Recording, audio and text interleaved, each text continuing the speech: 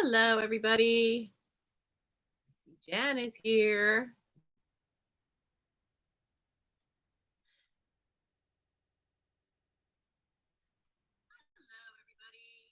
Oh, gotta turn that off. Oh, come on. Let me turn the sound on the laptop off. No. There we go. My computer decided it definitely was going to update to Windows 11, whether I wanted it to or not. Let's turn that a little bit away so I don't look quite so whited out. Yeah, I think I'm just going to look really whited out tonight. So, hi, Tia Fane.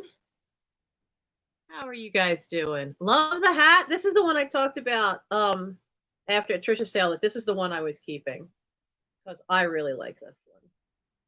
This is what it looks like now. The back is bent down a little bit, but I think that was made that way possibly or steamed that way. But I happen to like this. It seems a little big, but my head is a little small. But if I were gonna wear this outside, I'd have to get a hat pin and try to like fit it onto my hair. But inside, it looks really cool. So,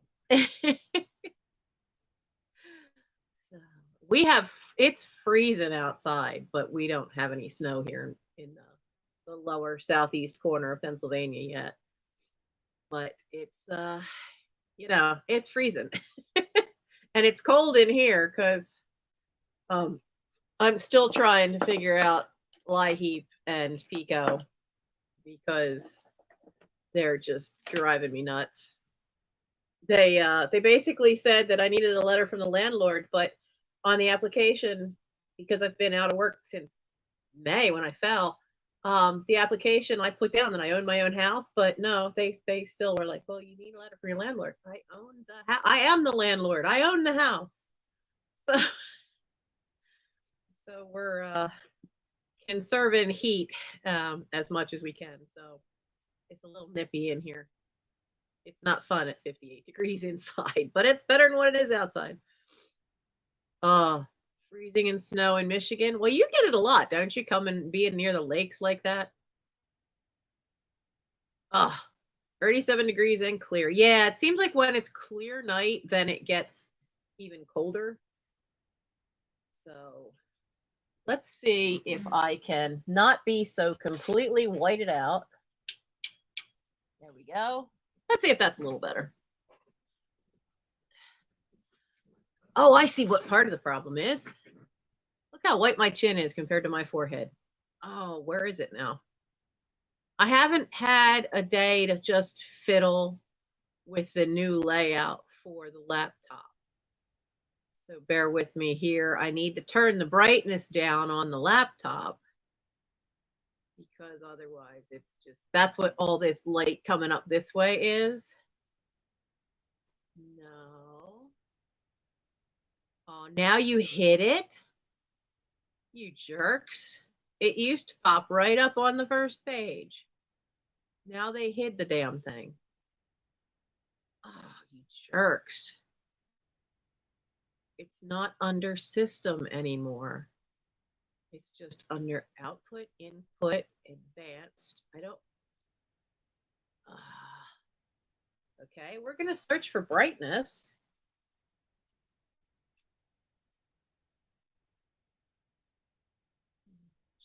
I don't change the brightness level, which is hidden under system display, but I did not see anywhere where it actually said the term display. Welcome to Windows 11. That's a little better. Oh, Lord, yes. Yes, I will be happy to see the end of 2021. I will be so happy to see the end of that. So, what's happened in 2021? I can think of at least 12 people among the reselling community that have had health issues that were in no way virus related. and were serious, either falls or accidents, broken bones, illnesses, surgeries, blood infections. I mean, it just was amazing. It just seemed like everybody had something, and I kind of blame it on the stress of 2020. And it, a lot of people had to be locked into their house for a while, and some areas did better than others with that. But it was what it was, and we did what we could. And but it does, being isolated sucks. As somebody who suffers from depression, I understand that being isolated sucks. So yeah, nobody had an easy time of it this year. Nobody. And so I figure 2022, whatever comes, owes us all moments of happiness. It definitely owes us all moments of happiness. You like my TARDIS display back there? So the Santa is a crinkly toy that I bought for the doctor. Of course, she hates it. She doesn't like it. And it's too small for her to crawl in. So I was hoping to get one of those tunnels that spring out, because she loves crawling into stuff like that. But they didn't have any, because I went when PetSmart had their 50% off Christmas stuff, and of course the tunnels were all sold out.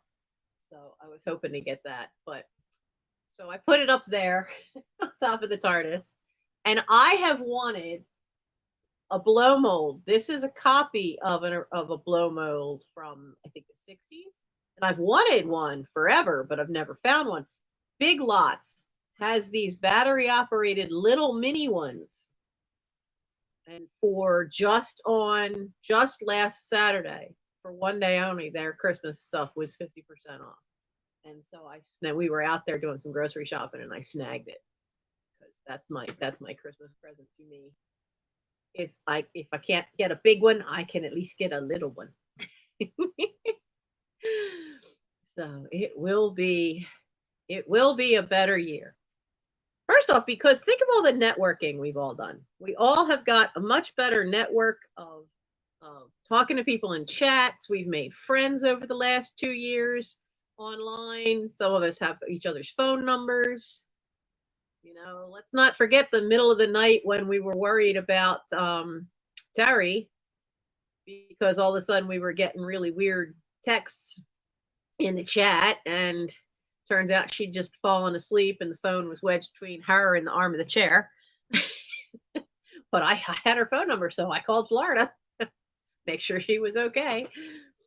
So we've made a lot of strides this year in finding cool stuff, buying cool stuff from each other, friendships that we've made.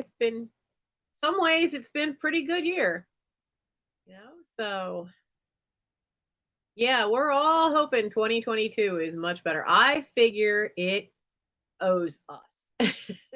I figure it owes us. So tonight I decided, because I am determined, I want everything packaged, invoice. I have been backlogged for way too many months,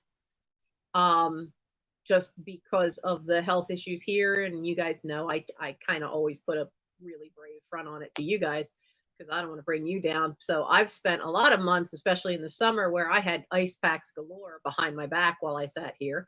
No ice packs today. Yay.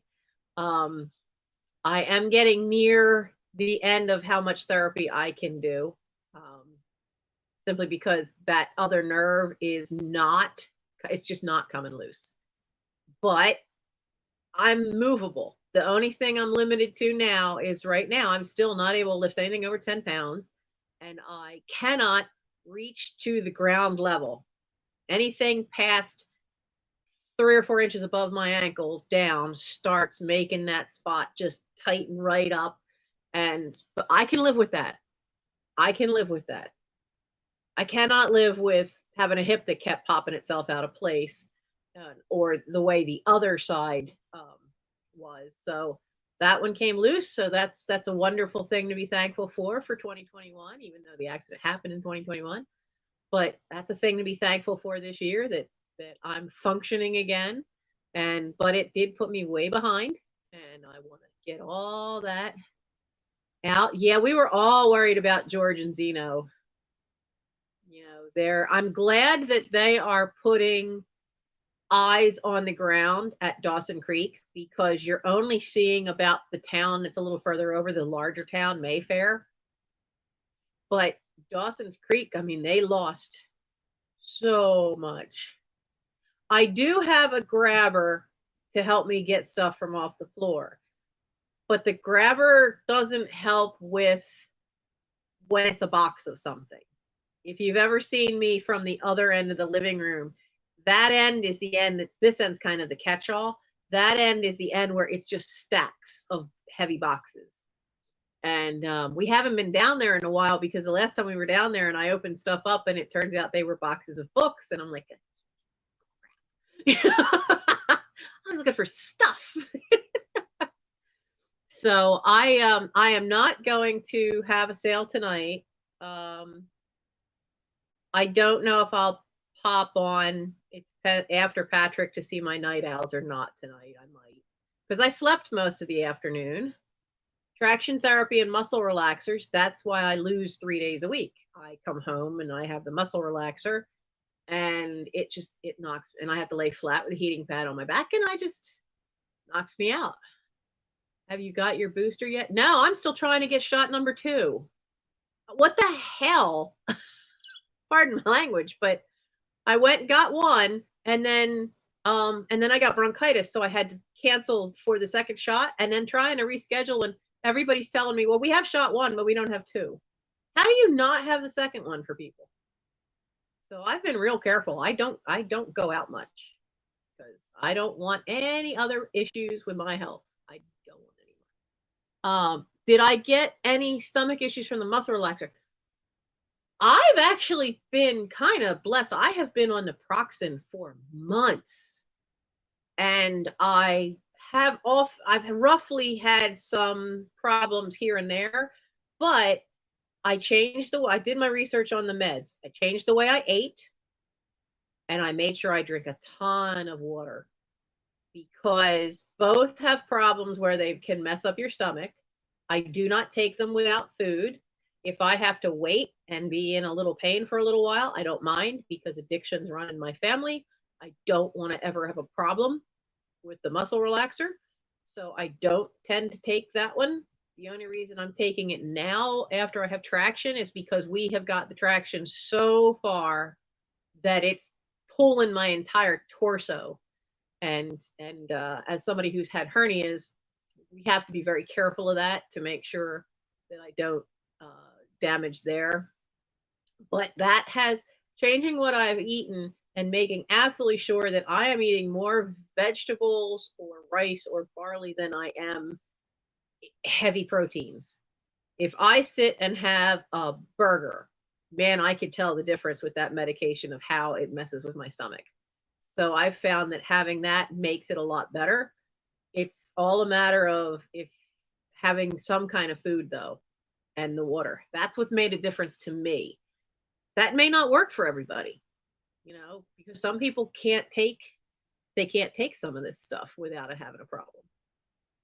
You got your third? Good.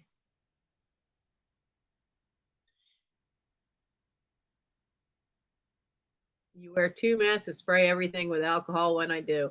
I had to laugh. My cousin is a nurse, and she was telling me how they couldn't find hand sanitizer where she's at down in Florida.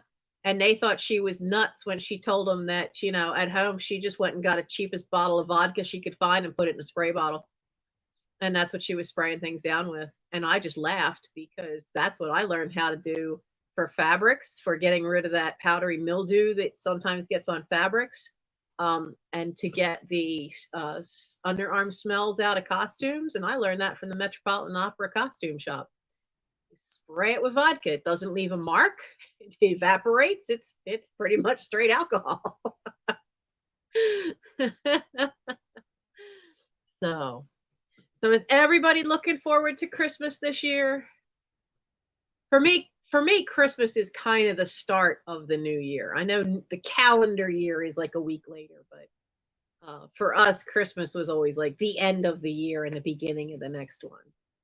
So This is another year where I don't have a tree. I'm okay with that this year. One of the family stories was one of the best Christmases I had was after mom died. And if you've lost a loved one, you know that the holiday that was their favorite often is hard for those that have memories of that person. Now, for me, that's Easter and Christmas. For Dad, it's 4th of July and his illegal fireworks and smoking a cigarette while he's digging through the bag of what one is he going to light next. Uh, there are stories about those. We'll save them for July 4th. But Christmas was always, another one of mom's big holidays she loved. She came from a large family, a large many generation family.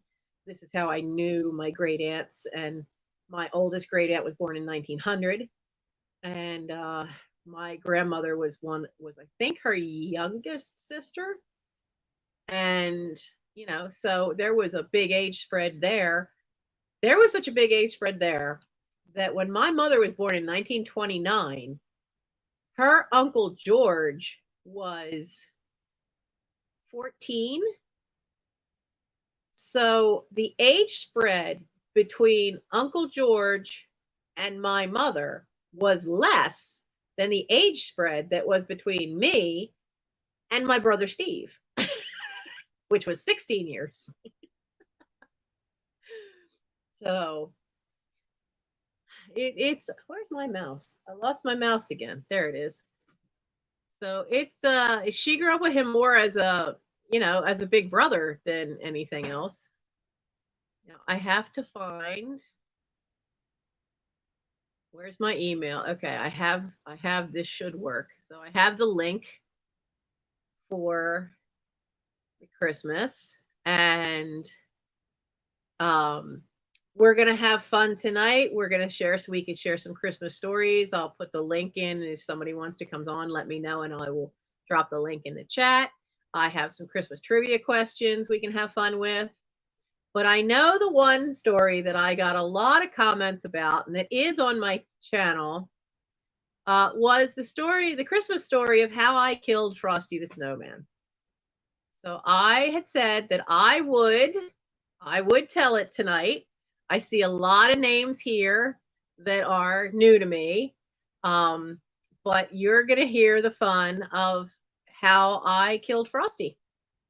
So friends were moving, and the husband had been one of these wonderful woodworkers that cut all kinds of stuff out for in the yard. The little soldiers of the different ranks and with a flag to hold for Veterans Day, and all kind of reindeer for Christmas. But he had this wonderful snowman made out of an 8-foot long sheet of plywood. So this thing is from bottom to top was 8 feet, and it had the black top hat on and was Frosty. But it was Frosty that was round. The head definitely looked like the Rankin Bass Frosty, but the body was your typical snowman, with the round, not with legs. So I had it for a couple of years, but it's very tall. And one year we used to just prop it up against the old in-ground. There used to be a bird bath stand that my brother made in high school, one of my brothers. And that thing was just a big block of concrete that he made the stand, and it sunk a foot into the ground. So we just would prop this thing up against that, and that normally was fine. But we had it for 3 or 4 years. But then one day we had a windstorm that came in from a different direction, and we had forgotten to take the big rock and roll it up against the bottom of Frosty. So instead, it was still a little further out in the garden.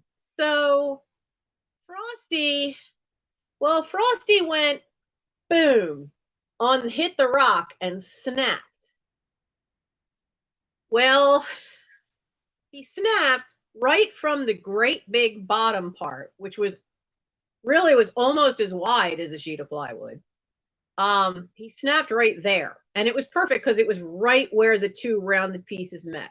So I kept that bottom half, And I had turned that with my limited painting skills. I turned that into a giant jack-o'-lantern. I painted it to look like a big. So we had that for a couple years. But then what do you do at the top? What do you do with half a snowman with a giant head and a hat? Well, a friend of mine in Maryland, and she's on, she has a couple of videos on YouTube. She has a website called White Horse Studio. She does phenomenal miniature work, miniature leather work. She also does leather work that covers flasks. She does jewelry. She has done art dolls. She has won the miniature section of the Philadelphia Flower Show. I don't know how many years. But Deb Mackey of White Horse Studio is got fantastic stuff. Oh, there goes the hat. And she would have a bonfire that was in the fall, and it would be as a fundraiser for horse rescue, because I'm near Philadelphia, and in Philly, there's a lot of these things in the summer where you could take a carriage ride. And a lot of these huge quarter horses that pull these carriages, well, they got to go somewhere when they get old. And so this group tries to rescue as many as they can. She's had a couple rescues over the year at her farm. And she had used to have this bonfire. Well, everybody was invited, bring wood. Okay, well, I have Frosty. He's wood. I don't know what I'm going to do with him, but he's not going to fit in the trunk. So I had to cut the rest of the body off from the head. So I then had to decapitate Frosty. Keep this in mind now. The body and the head are two separate parts. So we get to the bonfire, and the bonfire's going, and everybody's got different bits of wood, and I had left it in the trunk of the car, and I said, okay, well, I'll go get it after I had gone and socialized for a little bit. So I come back, and I've got the 2 pieces of wood, and I don't think anything of it. People are talking, people are laughing. There's probably 60 people at this thing. There are tents set up in the field at one point for people who are staying the night. And I throw the body in. Up it goes in flame. No problem. Okay. Take the head, throw it in. Crackle, crackle, crackle. And then I hear it from somewhere over here. I hear this little voice suddenly sound like a powerhouse. You killed Frosty! Oh, this poor little thing couldn't have been any bigger than 5 years old. She looked like a little princess. She's in this pink coat with the little white trim around the hood and a little trim on the sleeves, and she's just wailing. She let out that scream. Every adult there, which was the majority of us, just stopped. It was suddenly silence. All you heard was crackle, crackle, crackle of the fire as Frosty's head went up in smoke, and this poor little thing having the trauma of her life because she's watching Frosty's head burn in the fire. And she's sobbing, and then she does the thing that little kids do, like you look like you're the Wicked Witch. She points at me. You killed Frosty! Well, by then her dad's got her, and he's picking her up, and he's holding her, and she's just sobbing. Her heart is breaking. And I have never lived it down that I am the one who killed Frosty. So somewhere there's a kid who's now probably about 20 who's in therapy because I killed Frosty.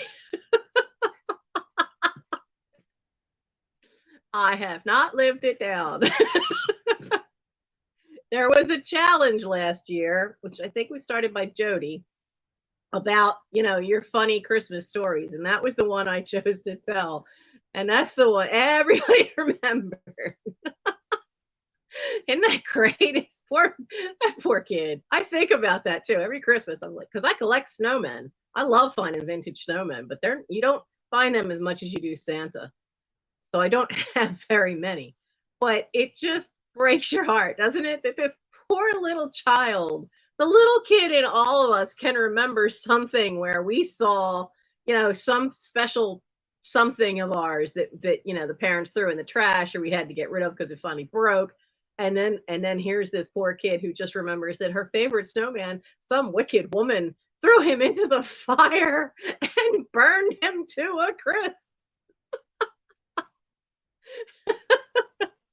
So yes, Nancy the Frosty killer. Nancy is a Frosty killer. That poor child. Yeah, I didn't think there would be kids there, but it was a family event, and I took my own kid, but he was like, he was like 10 at the time. So how quickly did he burn? That was a hot bonfire. He burned up pretty damn fast. He went real quick. That plywood was pretty dry, but oh man, I killed Frosty, and that poor child is in therapy somewhere.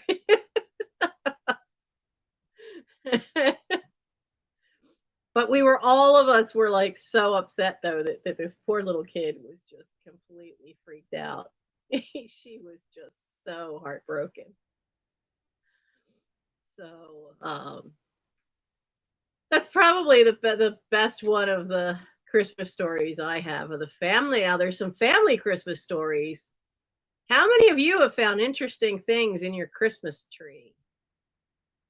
Either from animals that you had in your house or because you brought home a live tree and something was in it. What era is the hat?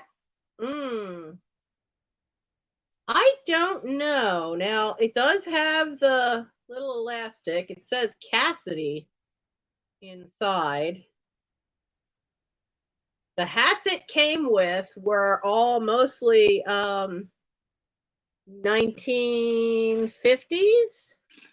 I sold this one at Trisha's live sale. This was another one. And this one's so old, it actually still has the veil attached to it. Because there were 3 of them I found. And that one, and then this one, which I really like this one. So if I could figure out a way, it's almost like the crown I wear when I was the queen on Trisha's Halloween sale, is that my hair is so fine that it doesn't fit and there's not anything to really pin it to. That's why I used to get perms all the time when I was doing operettas, because that way your hair has some body to it and it makes it easier to stick. Bobby pins will stay. So a drink called Flamin' Frosty. Oh, that would be cool. That would be pretty cool. Because if you put the right alcohol on top, you can torch it and have the flames come up. You had a live tree fall after decorating and putting it up. We've had that. So our dad, my mom and dad always did the thing of the tree doesn't go up until after the kids are in bed. Now, this is what they grew up with. Keep in mind, my parents were born in the late 1920s. Dad in 27 and mom in 29. So I'm the youngest of 6. Okay, so they'd been doing this for a lot of years when I came along. And Dad would go out on Christmas Eve day and he'd get the cheapest tree on the lot.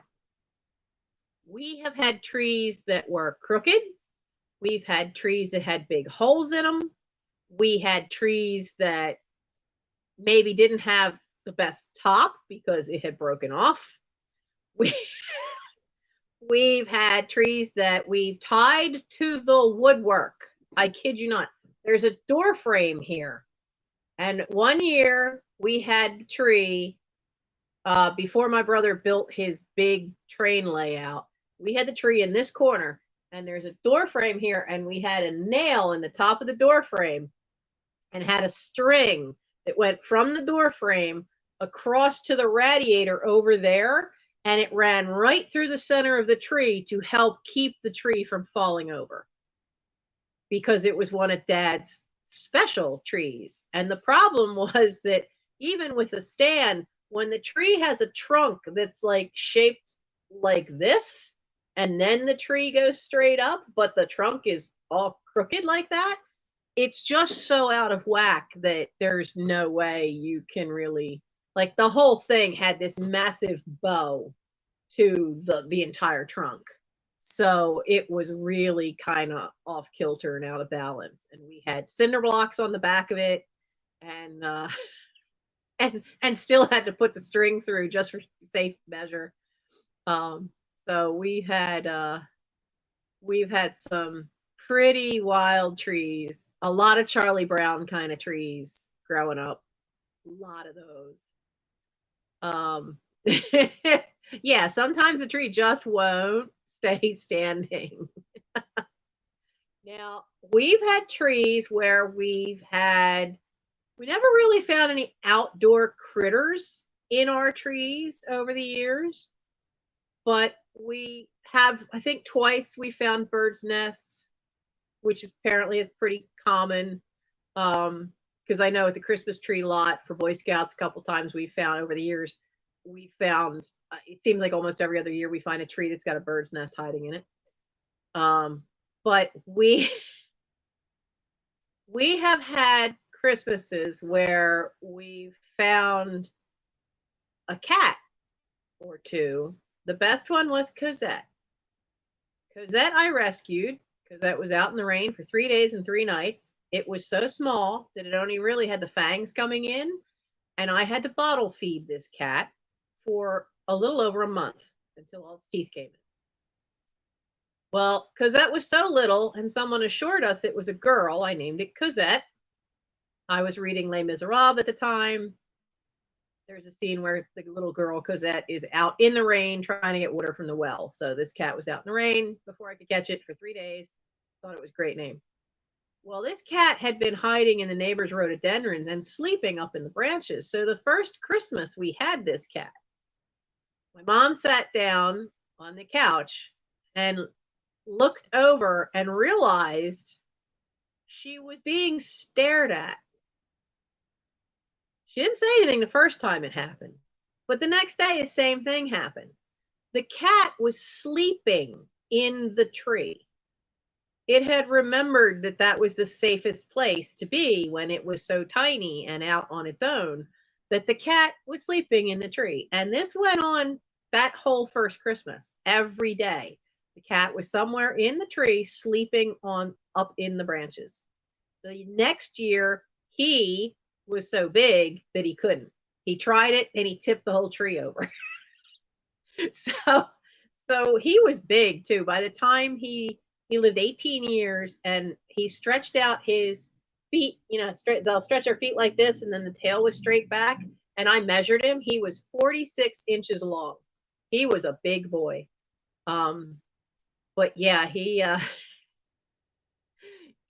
was sleeping in the tree. And I'm told when I was a little girl, Tahi got out and was in the tree. Tahi was a squirrel monkey. When my brother Steve came back from Vietnam, my parents were so happy to have him back in one piece that he asked if he paid for it with his own money, could he have any kind of pet he wanted? And my mom didn't care. She was just so happy he was home in one piece because he asked this on the way home from the airport. And she said, sure, anything you want. Yes. Never questioned this. So let this be a lesson to you.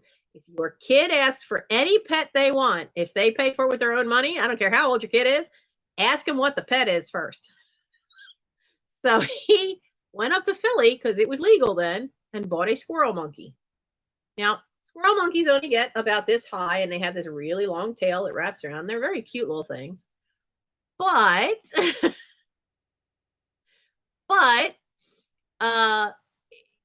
it scared the hell out of me. I was terrified of it. I was 5 years old when he came home. I was scared of that monkey, and it knew if it got out of the cage, make a beeline for me, It would sit on my shoulder. It would have one hand on my earlobe and the other hand on my hair, and it would chatter its teeth, which always scared me because I was afraid it would bite me. So I would never let anybody touch it if it was on me. So, but he got into the Christmas tree. And when they tried to get him out of it, he would take the balls off and throw them at you. My mother was ready to kill that thing. We only had Tahi for 2 years, and then either bronchitis or the flu went through the house, and all us kids got it. And being a primate, he got it as well, because they monkeys, guinea pigs. There's another animal that's a pet sometimes. They're all really susceptible to getting flu and bronchitis. They can get upper respiratory stuff from us. So, do I have a Christmas story with a ghost? Yes, but not from my house. We were at a friend's house. Growing up, there were only 2 other kids in the area my own age, Daria and Michael. And Daria's parents always used to have this open house on Christmas Eve. And we all were, always all over each other's houses all the time until we all split off for college. But her grandfather had passed away, and there were odd things that happened. So if a glass was like real close to the edge of the table, you'd look away or you'd walk away, you'd come back, and it would be moved further in. Now, this only lasted for about a month after he passed away. I was sitting in a rocking chair, Indian style, with my feet up and legs crossed, and I wasn't making that sucker rock, and I suddenly was freezing, and the chair was rocking, and I'm like, what time is it? Oh, it's time for the 6 o'clock news. Okay. The rocker would rock on its own. And this was near Christmas, so we were all there, and every group of us there, and at that point where we're all, our late teens. I don't think we were all technically legal yet. You're welcome, Nancy Smith, other Nancy. But he loved Christmas, but he also wasn't gonna let anybody give Daria any crap. And none of us were near Michael, and we were all enjoying holiday spirits, but Michael was enjoying them a bit too much, and he mouthed off at Daria because Daria had disappeared into a closet with someone, as wild teenagers will do. And when she came out of there, he got really ticked off that she had behaved that way. And next thing we know, we heard this loud slap. I mean, he was not one to mouth off, but boy, he went off that day. And he had this big handprint. Now, none of us had big hands, and none of us were anywhere near him. And he got slammed, and we swear it was her grandfather. We swear it was, because we were goofing off doing things of deliberately putting stuff at the edge of a table and then walk away to see it. And we'd make sure we were all together, but then after that happened, boy, you never saw a bunch of people sober up so fast in your life and everybody wanted to go home. It freaked us all out. So, yeah, that's true, Tia Fane, because Steve passed away this year, the first of us. So my oldest brother passed away in August, and he was 72. So it really kind of hit me December 7th, because that would have been his birthday. So that was a rough day. But yeah, you think about him at Christmas time, because Christmas time is a time where usually families get together. Our family hasn't gotten together in years, simply because without Mom around, then any other branches, everybody's got kids and grandkids now. So except for Gary and I and Roy, so we're kind of all on our own. And Steve and Sue are out in California, so So that's my one ghost story of Christmas. And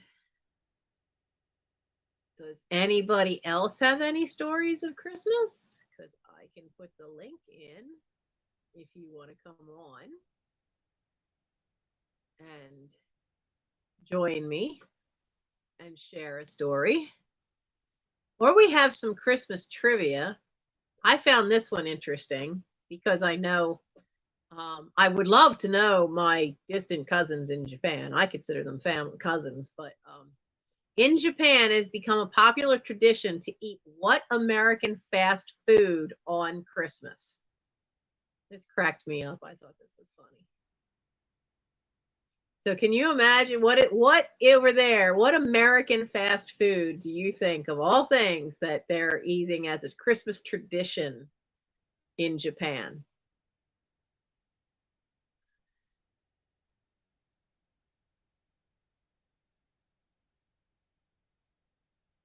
Tia Fane, I take those empty chairs as an opportunity to get family stories out of people. Oh, Nancy Smith got it, and Marilyn. It's yep, Tia Fane, KFC. For some reason, they're very into the Kentucky Fried Chicken. Here's one I never knew. I took it for granted. I thought it was an American thing. Candy canes came from what country? Because I really thought, no, it's KFC. For Japan, they like to have their chicken. But I didn't know this. I thought candy canes were American. What country did candy canes come from? Because that was what I didn't know. But they are. Yep, Evan Owen got it. Germany.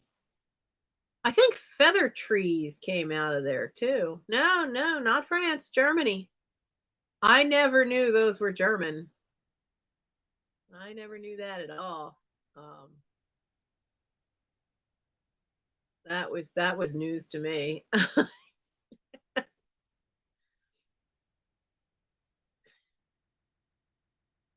Oh no, we're not doing one of the. I had picked a couple of websites to get trivia, but this one doesn't actually show you the answers right away. What good is that?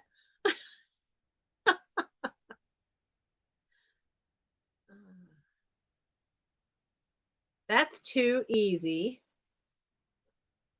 Elvis isn't going to have a white Christmas. He's going to have a what? That's too easy.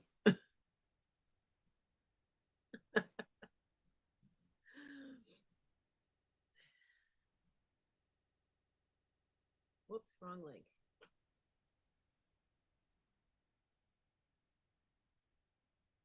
Oh, a favorite Christmas ornament? Ooh. Yes, Tia Fane, it was. It was Prince Albert.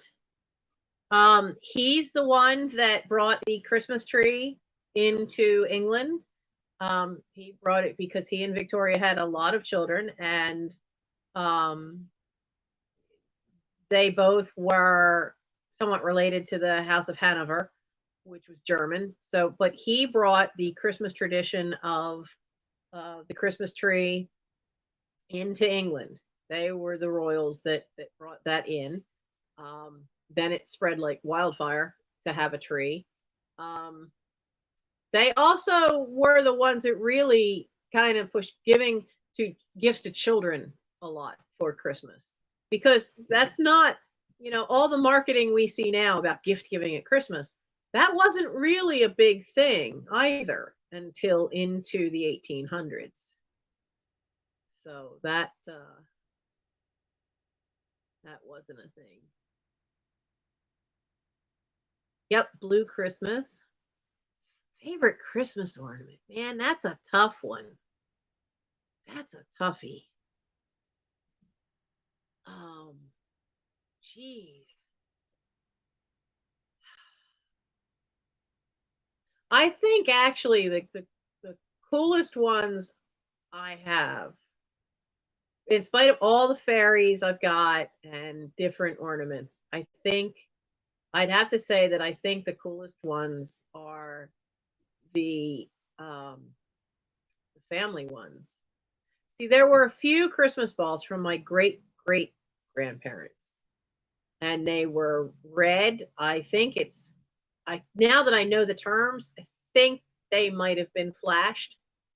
Um, a few of them were just solid red balls, and then three were solid red, and then three had mica flakes to look like snow on the top part of the ball. And that was from my mom's family. From my dad's family, there were and they're all big. They're all like softball size. They're these huge balls, all blown, hand blown glass balls. And the other side, they were hand painted balls from Poland or Czechoslovakia. Now, the family's German on both sides, except for my grandmother's family. My dad's mother's family was the Long family, and they've been here since 1683 in the United States from England. But these balls are gorgeous and they're hand painted, and there were only 6 of them. So I convinced my mom one year that, look, you don't put them on the tree, but they are family history. Why don't you write a note of where each one came from, and we'll give everybody one ball each for Christmas. So she did. So I have one from each side of the family, and they're really special because of the family connection. Um, so if I only had 2 I could save and had to get rid of everything else, I'd probably save those 2. Surprisingly, considering all the little fairies and stuff I have, and I don't have it yet. I haven't been out to look for it, and all the funds had to go to try to go to heat and electric, but that's a whole other problem. I usually get the Snoopy Scout ornament, but I haven't even looked to see what it is this year. So I didn't get last year's. I missed out on that, and it looks like I'm going to miss out on getting this year's. So pickle in a tree was something German. Did any German traditions? Well, they did with my mother's family, some of them, but they kind of died out with that generation before my mom. Because as they got older, they couldn't do so much. Like, um, there was a cookie. I never could pronounce it. It's as hard as a hockey puck. It's pale. It's square. It would have an image pressed top and bottom, and it was hard as a rock. Springerly, maybe. All I know is it was like chewing on a pale hockey puck, and you couldn't eat it without dunking it into a cup of tea or a cup of coffee. I don't have the recipe and that was the problem. Is like a lot of the family traditions were food related, and they never wrote them down, so we lost them all. So yeah, I don't quite know where that pickle thing came from. Steph's here. Yeah, the pickle was not a thing in my family. I never quite understood that one.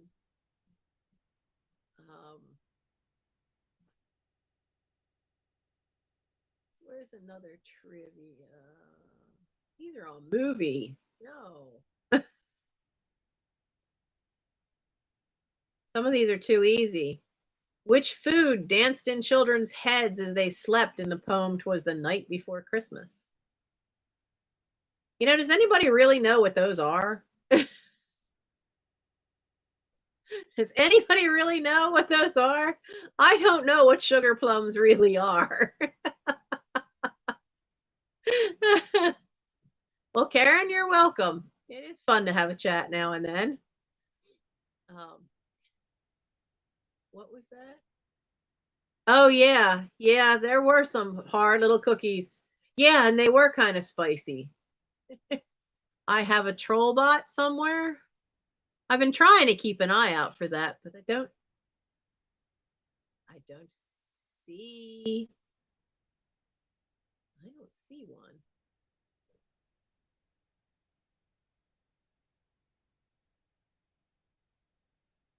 Oh shoot. Um Let me see if I can do it on here. Can I make you? No, I can't.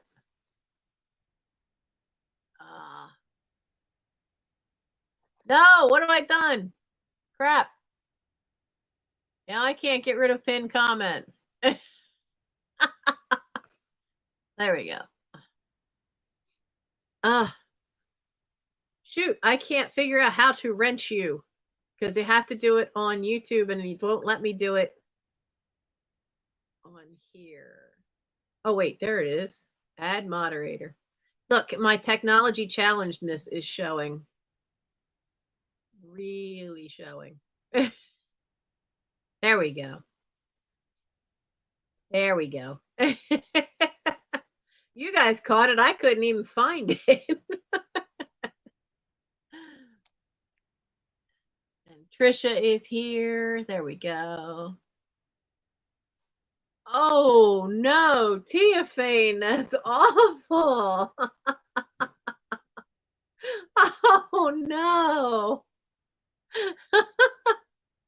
Hey, here's one I didn't know. What popular Christmas song was actually written for Thanksgiving? This is not one I ever knew, but it makes sense. Back when, you had snow on the East Coast before Thanksgiving, like when I was a kid. Whoops, I think I just gave the answer. The answer is Thanksgiving. Jingle Bells was written for Thanksgiving, which when you think of the lyrics, it makes sense because the song's written by somebody from up in New England, and we used to have snow before Thanksgiving. So I can remember as a kid, man, we'd have snow before Thanksgiving. We loved it because that way you could go sledding. I haven't been sledding in years because we just don't get any snow.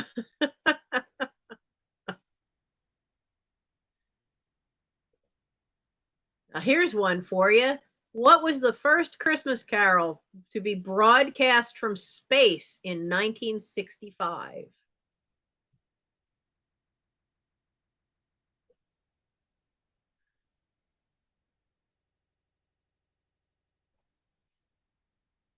In 1965, the first Christmas carol broadcast in space.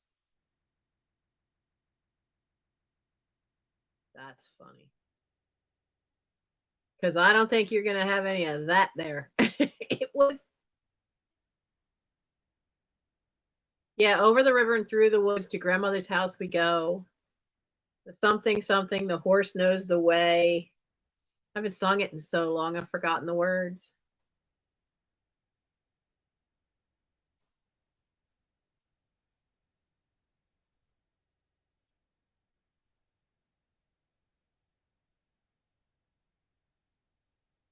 Now, no, it wasn't White Christmas. It was Jingle Bells. Jingle Bells was the first Christmas carol broadcast into space in 1965.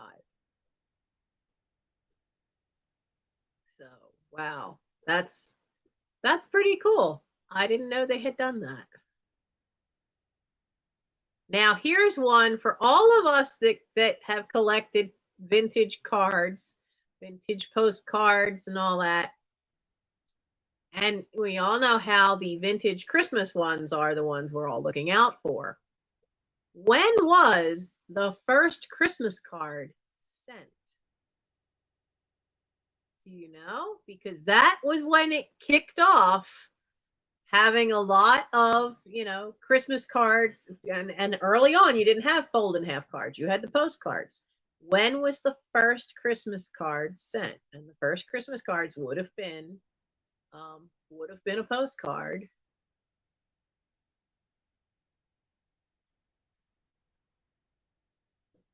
So, all in the attic treasures. Hello. Oh, Teofane. Teofane's the close. So close. He's in the right decade. Diana, you're too late. And all in the attic treasures, you're way too late. It was 1843. Now, it doesn't say who sent it, But I really have to wonder if that's not another tradition that might have come out of Prince Albert and Victoria. But that was when the first Christmas card was sent in 1843. So when we find really old vintage postcards, then if we find anything that's got a mark on it or something from the 1840s or the 1850s, then it gives us an idea of how early a card it is.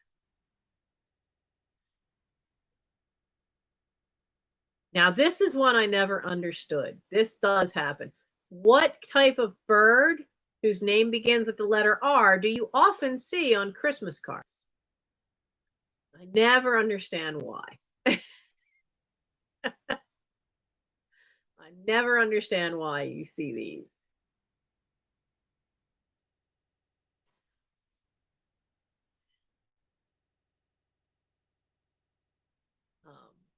It, yeah, Diana's got it. It was a robin. A robin was the first. Was often on Christmas cards.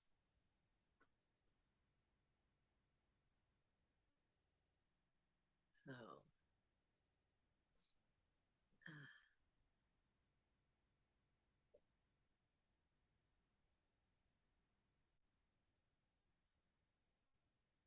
Chocolate wine? Ooh.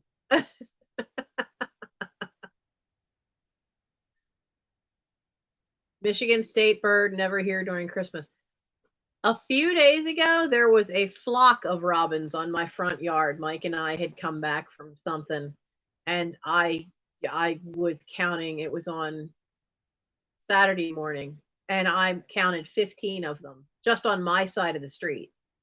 There were more on the other side, and I thought this is bizarre because we usually only see them as a group like that in the spring, and some do stick around all year around here. Depends on how mild a winter we get. But if it's going to get really cold, then they'll disappear, and it's gotten really cold. And I guess they were all heading south because it was weird because I had thrown I had come out of the house when we left, and I was still eating a breakfast sandwich, and so I had just taken the crust of the bread and just tossed it on the front walkway, and so I guess they were pecking at the crumbs. But at the same time, you had all these robins, which normally aren't here in that kind of numbers for the winter, but there were the little juncos and a titmouse. Now those I don't see until it's cold because they come down and winter down here. So,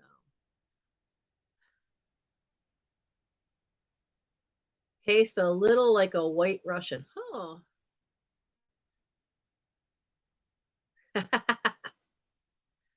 The sassy bird around me is the catbird. That thing knows no fear. that sucker will that sucker will go after even the big cats.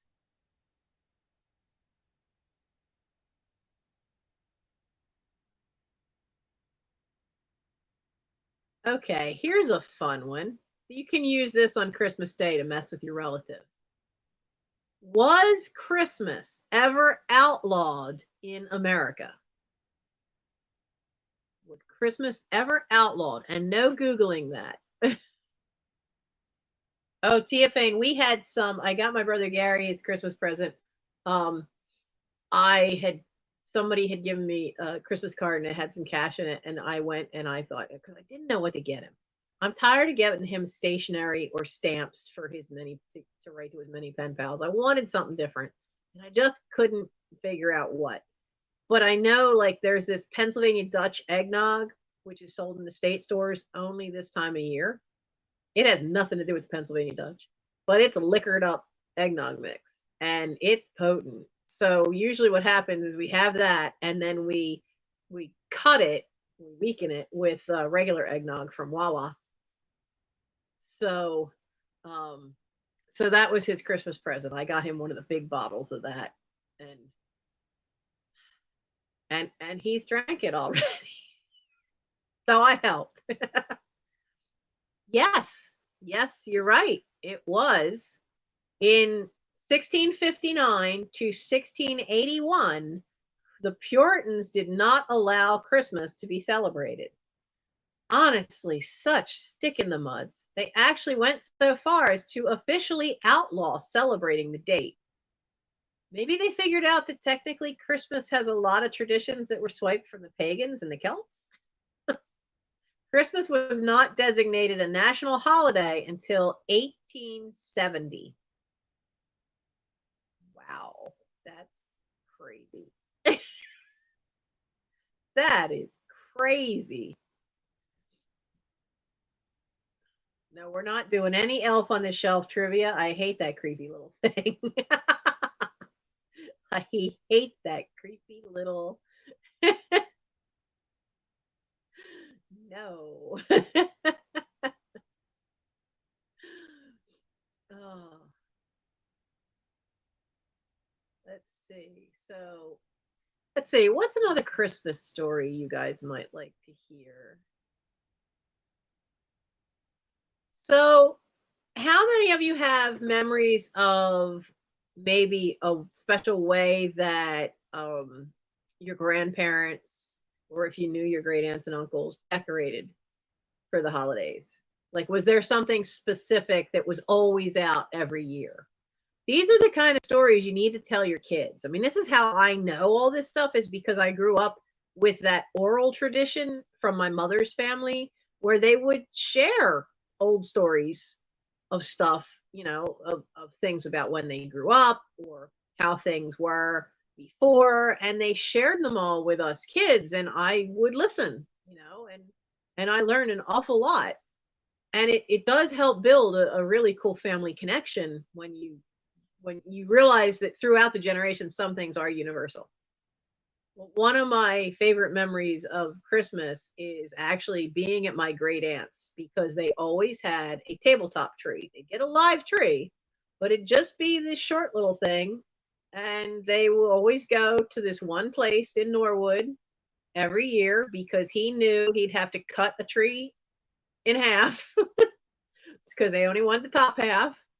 And they would bring the stand with them because they were, you figure she was born in 1900 and Annie Floss, I'm not sure when Annie Floss was born, sometime after 1900. So they were older. And he would put the stand on and everything for them and then get it on top of their car. And I don't know how they ever got it into the house by themselves a lot of times. And then they finally got to the point where they'd ask one of my brothers to come up. But they always had this tree on top of the table, and there'd be wooden boxes underneath. So they created, and it had a big piece of white, I think it might have been felt, don't remember, but it was a big piece of white material, and it was draped over all of this and then around the stand. So it hid the stand, but it had all these different levels with these boxes underneath, and they were all wooden boxes. And they had the little metal people like that were for the old HO scale trains. And I don't have all the people they had, but I have quite a few of the people that they had because I collect those little people. And that's what started the collection. Um, I just love them. But they had a mirror that was about this big, and they had a piece of cotton wadding that they put around the edge of the mirror to make it look like a snowbank. And they had ice skaters, little metal ice skater figures on the pond. They would have the little putz houses, even though they're not to scale to the people, they're too small. But the putz houses would be going up this mountain of boxes. And the smallest putz houses were at the top and the bigger ones at the bottom. So it looked like you had that dimension of looking up and at a distance of something. And it was just such a cool thing. And I looked forward to seeing that every year as a real little one. And if I was a good kid, I was allowed to actually move the metal people around and play with them. I'm never allowed to move the houses, but I could move the little people around, which was really, really cool. So we have, does anybody want to come on? I can drop the link if you want. Or if you have any questions for me, now's your chance to ask. If you want to know. Oh, earliest memory for Christmas. I honestly don't know. I remember I was only 5 when Steve came home. I remember that day very clearly. And I was 5 when they redid the kitchen and actually gave my mother a real sink instead of the 1930s sink. That was something else. I don't know. So many Christmases kind of melt together in my mind that I don't really have a solid. My favorite hat? I have a favorite hat, but I haven't seen it yet. I know it's here. I don't know where. Mom's before mom died, she got to where she was rearranging where things were. And I have a hat that is a knit hat that's probably from one of my older siblings. But it's like it's one of those pointy ones that you put it on and the knit hat it flops over and it's this long thing. I mean, the whole hat is the whole hat's about 2.5 feet long. But it's all the chevron pattern where it's all the V's and it's all different bright colors and black. And I think it is the funnest thing. Did you get your, yes, I did get my Alice things, Doug. They are. Don't you dare, Avalanche. They're right here. Yes. I got my Alice things. I love this. I don't have this one. I love that. And this one, I see what she means. The newer ones, because this is one with a barcode, the newer ones don't have the letter. So if you've heard us talk about being able to date the old ones and see what edition they are, sometimes you have to pull this open a little bit, but they'll hide it in that little crease in there. The old little golden books, that's how you tell what printing it is. If it's a letter A, it's a first printing. But by the time they got to where they had barcodes on them, they stopped doing that. So that's how you tell the old ones. Oh, look, now I can't put it back on that pile.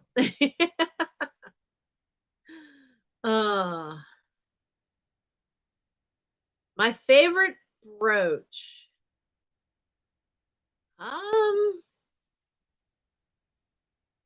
Ooh. Probably that one that I showed, the Edwardian one that I showed when I was on Patrick's channel where they were showing off my rhinestone jewelry. And that one's sterling. And I someday need to get that checked because I'm wondering if those actually are rhinestones or something else in that set because they just reflect differently than even the good crystal kind of rhinestones. Because you go down the rabbit hole often. Nancy Smith, that's not actually the book I got. I was surprised when she showed that and said that, but I ended up with the one that was the rugs.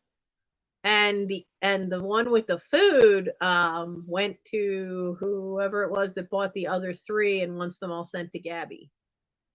I was really hoping for the food one though, the food and the toys, because I can carve little stuff like that, and I've never tried to make any miniature toys. I've done miniature things where I've taken an image and I've done little frames and make artwork, and I haven't done it in a long time. So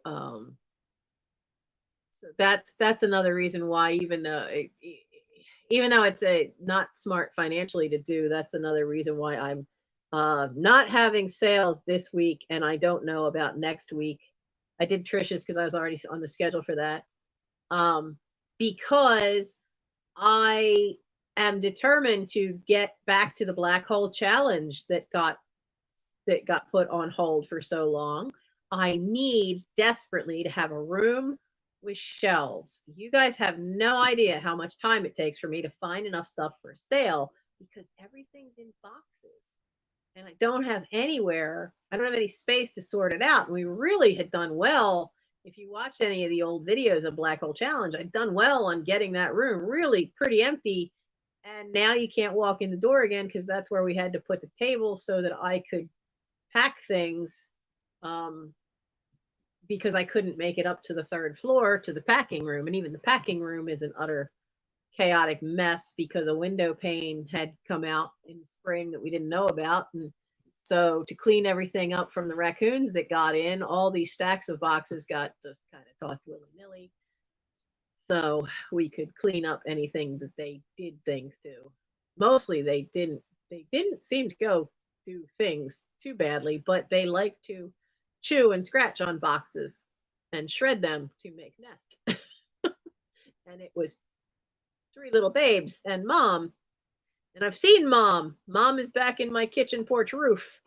Mom is huge. So,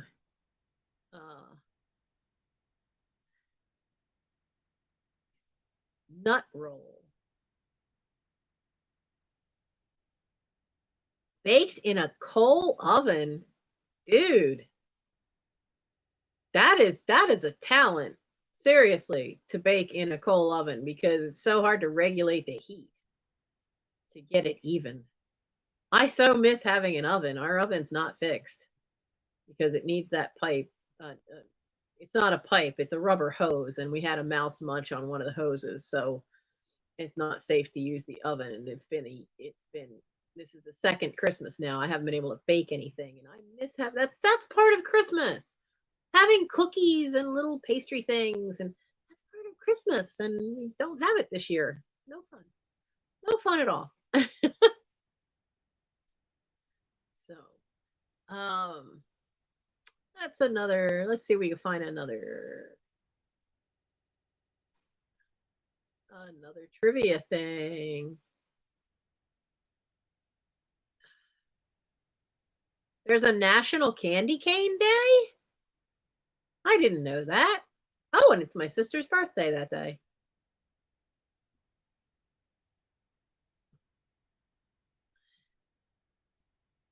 I don't remember friendship cake. That's a new one to me. So National Candy Cane Day is December 26th. That's my sister's birthday. And, oh, I have to figure out the math. I don't know how old she's going to be this year. Is she 70 already? Or is she going to be 70?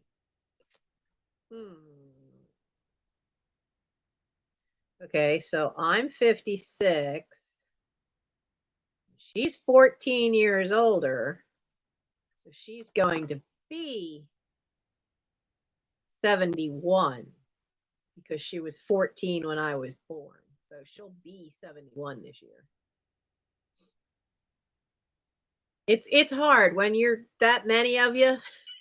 It's hard to keep track of who's how old.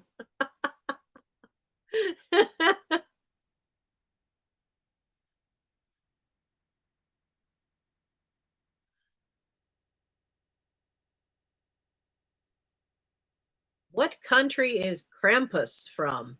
Boy, I want to see that movie, though. I think it's more of a horror movie, but Krampus is the weirdest Christmas tradition. We're tame over here in America. Oh, Santa's going to bring you a bag of coal. Over in parts of Europe, the Krampus is going to come and they're going to steal the naughty children and eat them. Krampus comes from, where'd it go? Austria. That just would be too funny.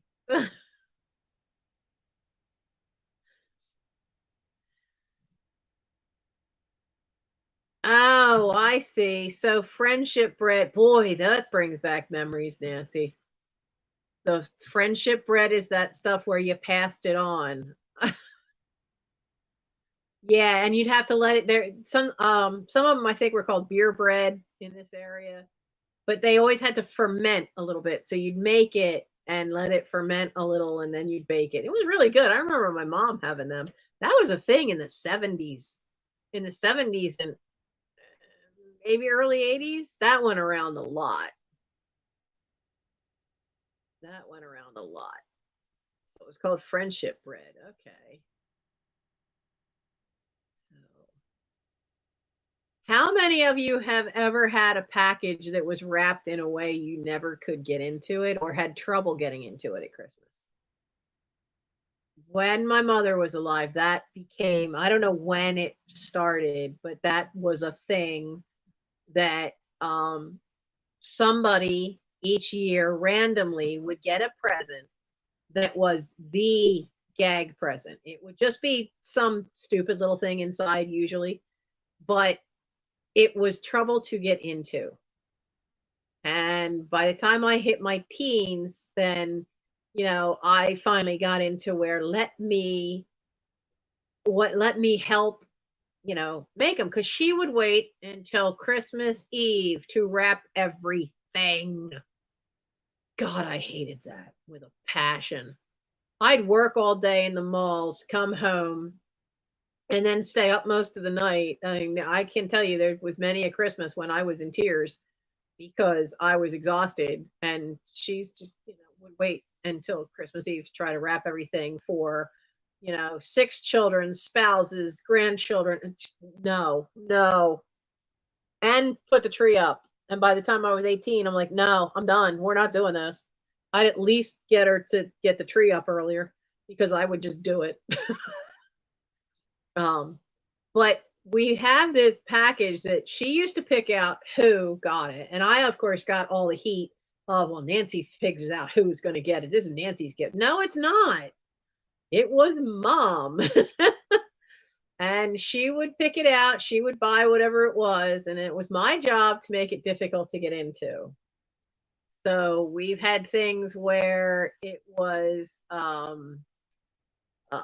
that one was a challenge. A, um, I put a blanket, a fleece blanket inside a carpet tube. That was a challenge to get that sucker in there.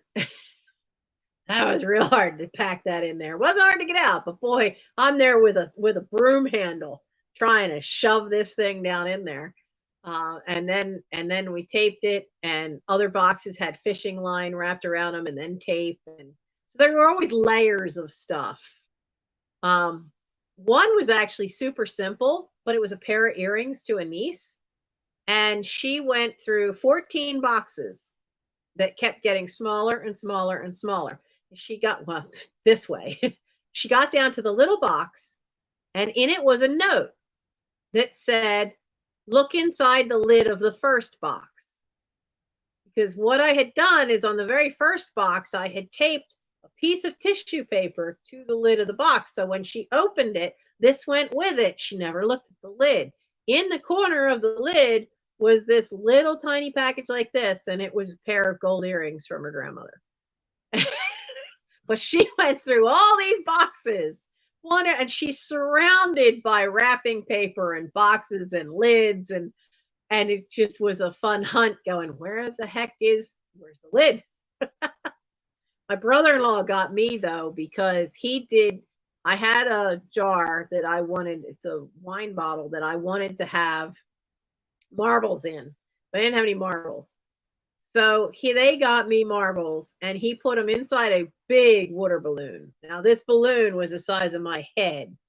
Put it in that, filled them up with water, and then had to paper mache a base and put it into the bottom of the box. And so that way he could sit it in there. And he came in carrying it real careful and let me know that as I opened it, I couldn't turn it sideways or anything. I had to keep it straight. And boy, that made a lot of clanging noises in the kitchen sink when I had to pop it with a knife to get those marbles out of there. But that was awesome. That one was an awesome one. Well, Tammy, Merry Christmas and thank you. And thank you for all those who gave a thumbs up. What would I be baking? Well, first off, if I could be baking, there is a cookbook that was it my sister has the same one. They were a Christmas card and it's like cookies from around the world. And it's only got, I think, 14 pages to it. But there's different ones in there. There are these orange cookies from Spain that everybody always liked. There's even there's uh, there's a lemon bar from England. I always would make them at Christmas, and of course I make chocolate chip. But I like trying different things each year. The last time I did tried something, I made Turkish delight. That turned out really well. That was a new one. I have some old cookbooks that have unusual cookies. I will. We used to make a list. Honestly, my mother and I, because we gave out so many cookies and batches of cookies for people and for the neighbors for Christmas, that we used to make a list and we would bake about 30 different kinds of cookies, and we would start like Thanksgiving weekend just baking. Every day we'd bake something. But I like playing around with pastry too. And I haven't made the pastry swans in a long time. And I'm out of practice. So I wouldn't mind if I had the oven working. I wouldn't mind trying that and making them just to make sure I still remember the tricks you need to do to make them, because they're not easy. The bodies are easy. It's a standard little puff ball. Um, but it's the heads that are the challenge, to make the heads, because if you bake them too long, you have to bake them on parchment paper, and if you bake them too long, then um, they'll burn, and they're very, very brittle. You have to be very careful with the heads because the necks tend to break off if you're not, to make those puff pastry swans that are so cool looking. Oh yes, snooping. Okay, my mother had a really good one to stop me from snooping. We had an elderly neighbor 2 doors over named Mrs. Grantlin. Now, when I was little, Mrs. Grantlin was English, and um, if mom had to run out somewhere and she needed somebody to babysit me, Mrs. Grantlin would always have me over, and she'd make tea. She'd pull out this beautiful porcelain tea set, and we'd have proper tea. Well, one year I was being given a stereo, but it's one of these ones that it folded up, and not these little square ones. This thing was like the size of a suitcase. It was huge. It had two big speakers, and it was hidden at her house. And she thought that was the coolest thing. She thought that was so much fun. But she didn't really. She had a niece that was somewhere over in New Jersey, because she and her husband never had any kids. So if she wasn't going there for a holiday, then she was at our table for the holiday. We always made sure she was not alone for any holiday. So but she was a sweet little thing. I think she was like 5 foot nothing. And she thought that was the coolest thing. And she thought it was so funny. And it was behind her couch. So I had been in her house and not known that that was hiding there. I just thought she just had rearranged the furniture. And she had, but she had just moved the couch out a little bit. So instead of the couch being against the wall, the couch now was kind of in the corner, out from the corner. So that behind it was this big empty spot. And that's where the stereo was hiding. And she had rearranged her furniture in her living room just to hide that thing. And there I was having tea with her and had no idea that it was back there. And she just thought that was the funniest thing. She loved that year. So that was the best hiding place in the world. Wasn't even in our house.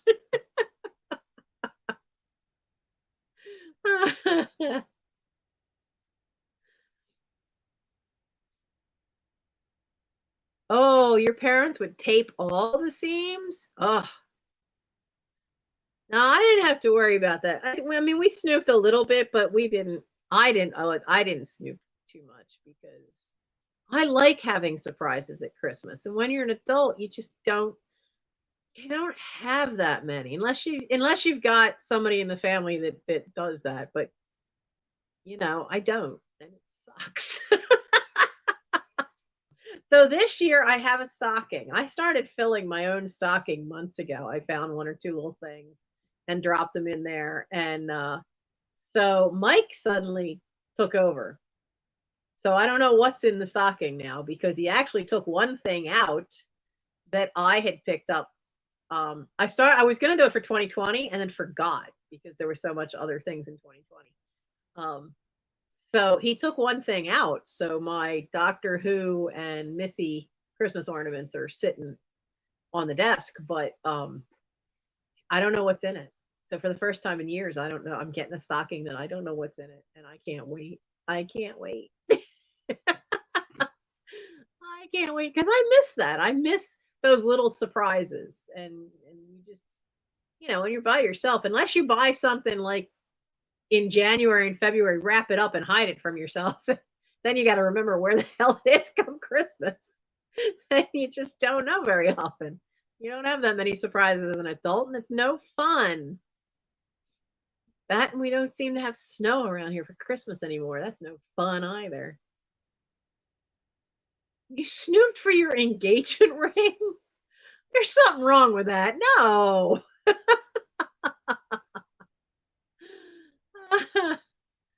Last time you had a stocking was 12. We had stockings until we were 18. And well, no, the grandchildren had stockings till they were 18. Mom would still do stockings for Gary and I because especially when I had Michael, how do you explain to a little kid that, well, we're only putting up one stocking. So I would do one for mom and then she would do one for Gary and I, and then I'd help her with Gary and Michael's. So yeah, see, you often forget what you bought yourself, and to stop myself from snooping, I would wrap them. I would save little pieces of wrapping paper, and I would wrap the stuff because that's what my mom used to do. She would prevent snooping of what was in the stockings because she would wrap some of it. So even if you found her stash, you just know what was the candy thing that everybody was going to get, or you'd get like the bags of little gold coins. She wouldn't wrap that. So you knew that. But then there'd be all these little packages that you didn't know what they were. So even if you found her stash, you wouldn't know everything that was going to be in your stocking. So I need to find a man that actually is a good handyman that knows how to fix stuff. That would be awesome.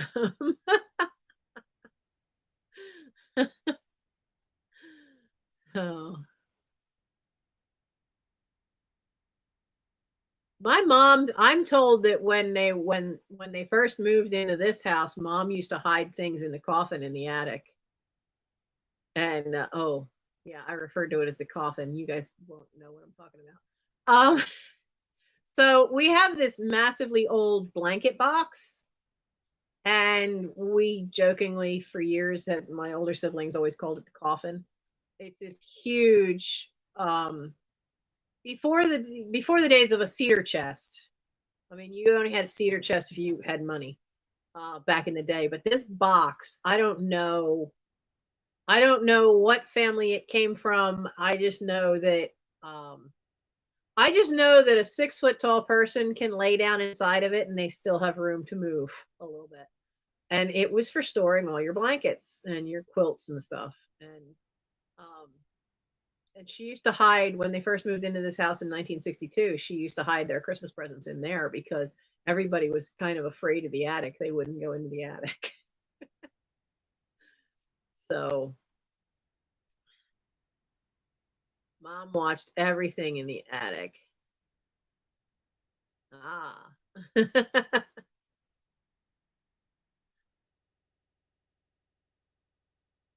Yeah, I mean, if you wrap stuff, you give surprises to yourself. It's great.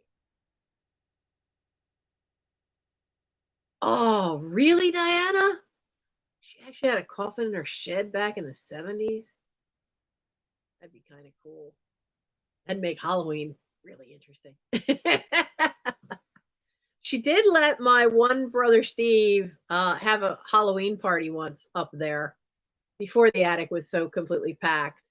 And he carefully took everything out of the coffin, and he actually made it look like he took sheets and he made everything look like it had the lining for an actual coffin. And when his guests got here, he was laying in it.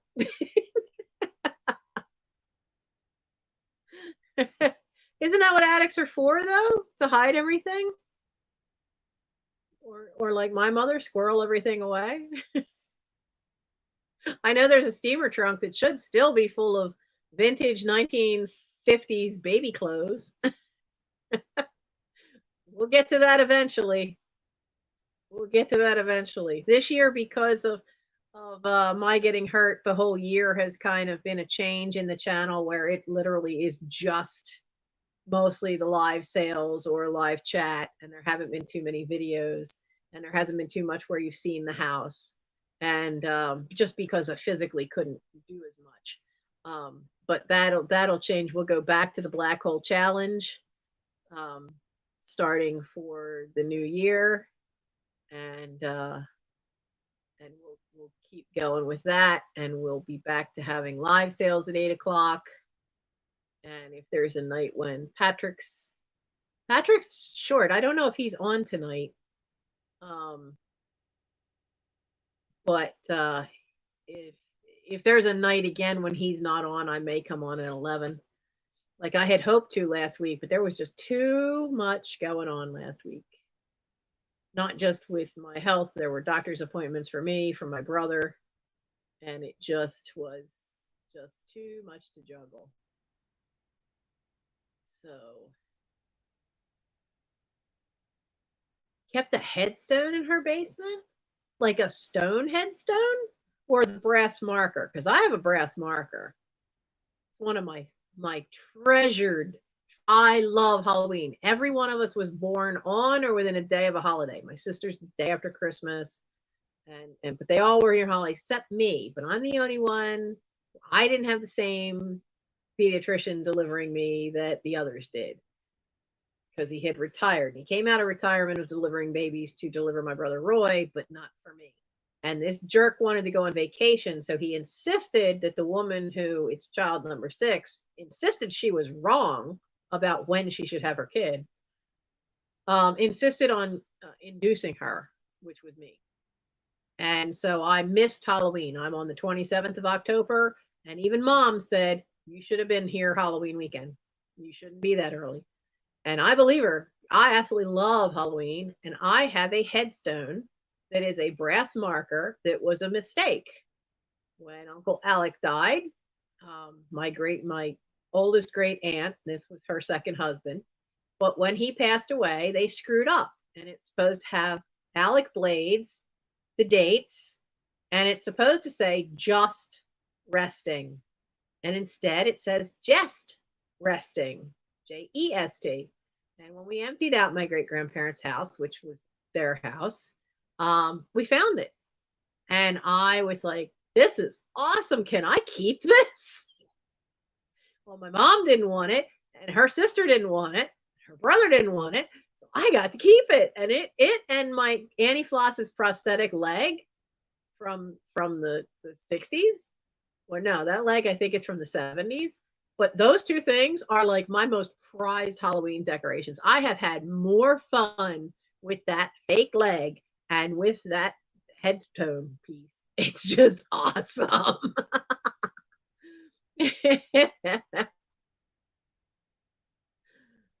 Yeah, and to me, my fresh new year starts like day after Christmas. Day after Christmas. Christmas to me is like the end of the year. And then I don't really like I don't quite follow, my brain doesn't quite follow the calendar year. There's a stone in the local cemetery that reads, "Sorry, I'm late." Oh, cool. You think it was an antique one? Huh.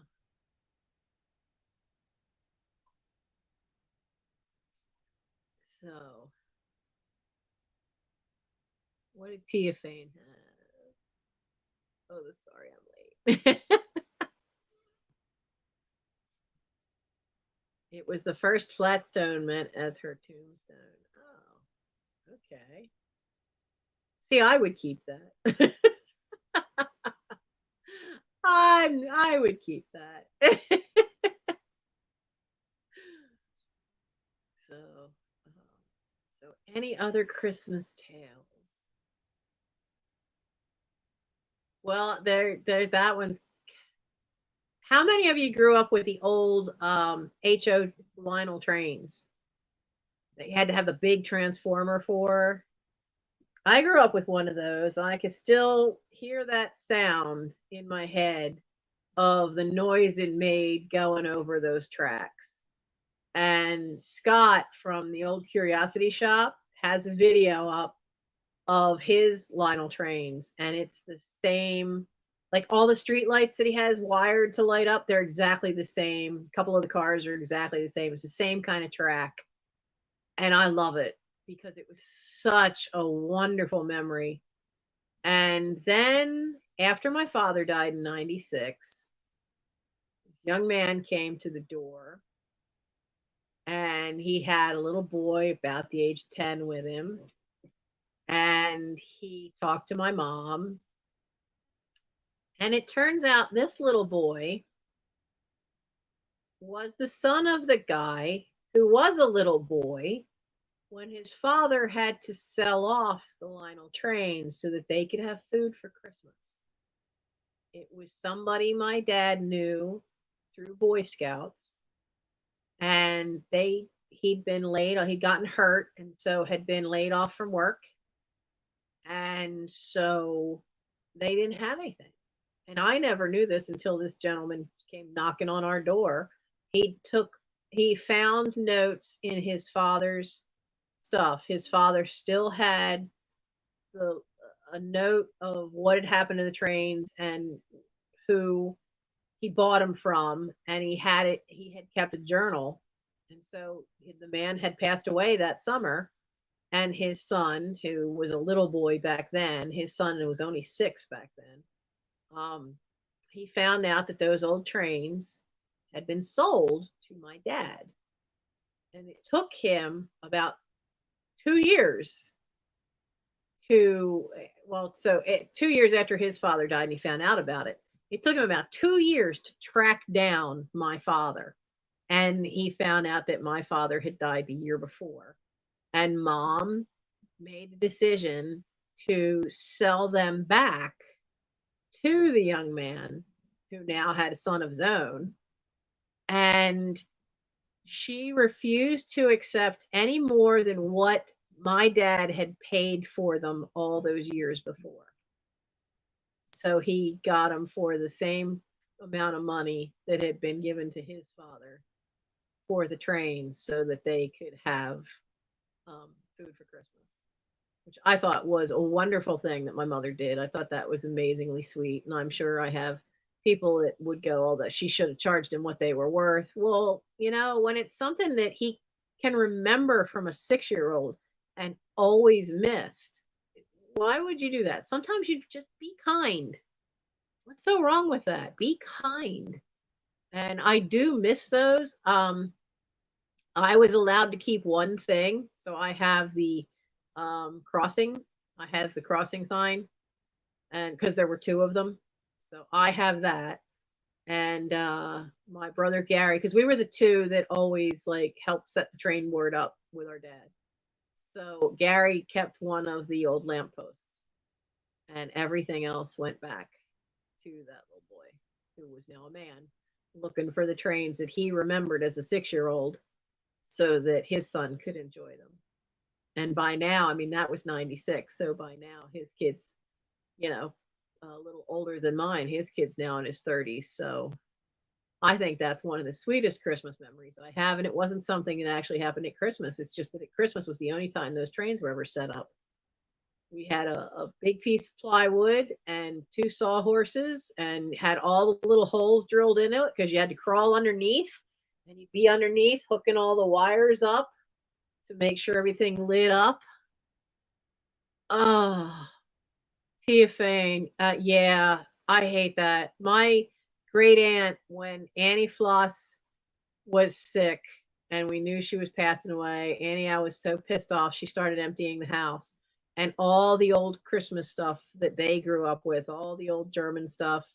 Um, and it all got thrown in the trash and we didn't know. We didn't know she was doing that. And she was so pissed off that she wasn't inheriting the house. But your parents left the house to your unmarried sister so she'd have a place to live.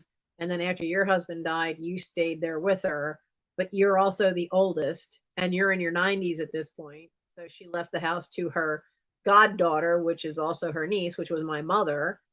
So, and she could have stayed there, but she was pissed. She threw out everything. Everything. It's a miracle that I found those little metal people. And I didn't find all of them. I did not find all of them. And I didn't find the Putz houses either. They were gone. They were gone. The books that I grew up reading first editions of Howard Pyle's Book of Pirates, which you can't even afford to buy them these days. And there were a lot of Howard Pyle illustrated books in the house that I grew up reading. They were all first editions. They were all gone. Just tossed. It's just rough. And parents don't think it. They go, oh, it's just kids stuff. Ask them anyway. Doesn't hurt to ask. Do you want it? No. Okay, well then Michael's we had gotten rid of a lot of his toys. And the only thing he said he wanted to keep was the Lord of the Rings figures. And then from when he was real little, the only thing he kept was the Thomas the Tank Engine, because we had the wooden set. And like he figured, if someday he has kids, being that it's wood, it's always going to work, and so we have them packed away for him. But a lot of his little kid toys are all gone. So has a typical modern 70s. Oh yeah. My sister is like that. She doesn't really like anything old. Everything's got to be, newer. But she's also, she grew up in the 50s. We're 14 years different. I grew up in the 70s. And it took her a long time before one day she realized, she goes, we really were raised very differently. And I'm like, yeah, because the parents you had as the second born child are not the same as the parents I had as the sixth born child. It was way different. Yeah, you had a lot of rules and you did a lot of the chores, and you were expected to wear a dress more often, and I was the tomboy and I seemed to have more freedom to go do stuff. Well, yeah, but I also wasn't surrounded by relatives that actually told me I had to act like a lady all the time. You were. It was a totally different time period, as well as a different set of parents. I mean, they were the same parents, but they had changed a lot from the first two. So you had the Brio train set. I think we have a few Brio parts because they do work with the wooden Thomas set. So, well, it's almost quarter of, and I believe that Melanie will be having a sale tonight. If I can find Serendipity by Melanie's channel. She usually does it as a premiere. Now, I don't see anything scheduled, but that doesn't mean she's not having one. So this will give everybody a chance to go have a break before they go off to another one. I see that Fatbird Finds is live right now, Vintage Peep Show, Thrift Queen Vlogs. I don't know what that one is. And Vintage Viking Treasures. They're all live right now. So I hope you guys had fun. And I'm going to cut it a little early, so because everybody gets a chance then to stretch your legs, get a drink before you go on to the next live one. And if I'm not on, well, I won't be on before Christmas because Christmas is Saturday. So everybody have a great Christmas. And now you have a fun Christmas tale you can tell about, hey, I know some chick that killed Frosty. Ask your family though, if you're around them this weekend, why don't you ask them what's their funniest Christmas memory, and see what tales you find out for the weekend. So have a great Christmas, everybody, and I will see you next week probably. All right, bye.